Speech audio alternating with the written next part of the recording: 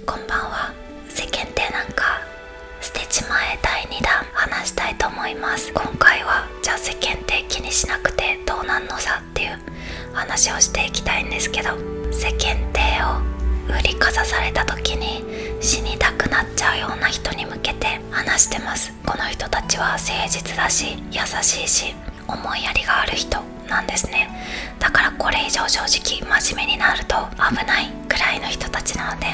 頑張ろう、無理しよう、キチキチキチキチ生きようって、そういうことはしなくていいんだよっていう方向性で話していきます。どっかの国で全裸にリュックで歩いてる男の人が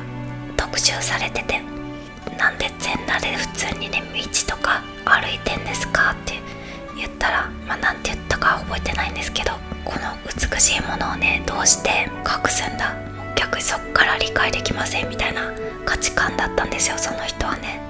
パッと見私もねこの人大丈夫かなって思ったんですけど、3秒くらい見てたらなんか私もこれわかるって思ったんですよ。別に私分かったからって全裸で今から道歩きますとかやんないですよ。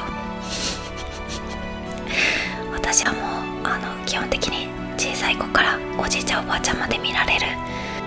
最初は驚いたけど分かるなーって思ったのは、そもそも服を着なきゃいけないっていうルールも人間が決めたことなんですよね。昔人間が裸が恥ずかしいって思った、裸でいると問題があるって思った、だから服を着なきゃいけませんっていう法律を作ってる日本なんかだと1回で逮捕されますけどね。その国は不思議で、何回か通報されたらやっと警察来るみたいな感じだったんですよ。だからいつ通報されるかわかんないけど、自分の志を胸にね全裸で歩いていくっていう、私はその人をすごく純粋で心が美しい人だって思いました。一つ一つを自分の心で精査できる人、最初からこれは正しいって言えるんだろうかって物事をゼロから見ることができる。ほとんどの人って物事を60とか40から見ちゃうと思うんですよ。すでにみんなが言ってるからそうなんだろうとか、偉い人が言ったからそうなんだろうとか、常識を疑うっていうことをせずにバーッと洗脳されちゃう人が結構多いと思うんですね。だからその人はすっごい洗脳されにくい人だと思うし、それはなぜかって言ったら自分の軸をしっかり持ってる人だから。そして心が美しいからこそ視野がすごく広い。現代のちっちゃい価値観であだこうだ言ってないで、もっと広い視点を持ってるからこそ、そこまでねまっすぐ思うことができるんだろうって思いました。だからその人が裸でいてもなんかいやらしさとか全然なくて、可愛いなみたいな、逆にねこれ日本人の変態みたいのがね服脱いでリュック背負ってたらマジでもう通報しますけどね。これを見た人が嫌がることを求めてやってるんですよね。だからこれって愛がないんですよ。最初に言った全裸の人は自分への愛があって、私たち人間全体への愛があるから周りの人もなんか逆に応援しちゃったりとかするんですよ。だから世間って守ってんのか守ってないのかっていうことじゃない。服着ててもそうやって世間って振りかざして言ってる方が愛がなくて、それより全裸で人々への愛を持って生きて、で自分が非難されたりバカにされてもそれでも私たちお体手で綺麗なものでしょ、美しいものでしょってやってる人の方が愛があるから素敵だなって思う。そんな感じで私は全部愛で判断してるんですけど、世間体っていうものを守らない人はバカだとかアウトだとかっていう考えでは私はないです。世間からどう見られるか気にしなさいとかって言ってる人より、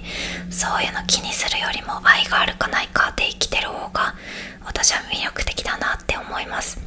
世間体を気にすることとか、一般論にちゃんとこのレールに乗らなきゃいけませんとか、そういう考えこそが私はすごく狭いと思うし、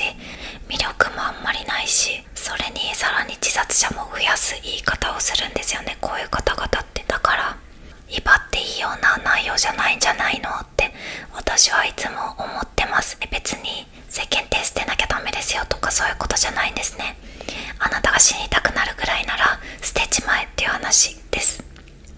私は世間体をすごく気にして周りからよく見られてますから、全然世間体っていうのはいいものですって思うなら別にそれでいいので、それが楽しいならもう自由にしてくださいね。ただその言葉で人の心を殺すのはやめませんかって思ってますよ。この世界っていうのを理解しちゃって、こういう人もいてこういう人もいて、で自分はこっちの方が魅力的だと思うっていう指針を決めちゃったら、今度言われた時にちょっと感覚が変わってるんじゃないかなって思うんですね。だから私は言われても、自分はそうは思わないですけど、あなたがそういうの言いたかったんですよね。あなたは自分が常識があるっていうアピールをみんなにしたかったんですよね。だからそのアピールは成功したんじゃないですか。でご自分も満足したんだから良かったんじゃないですか。私はとりあえず前は傷つくタイプだったけど、今は自分で頭の中で物事を整理できるので特に気にしませんから、はいって感じ。こんな風に自分の考え方を変える。そして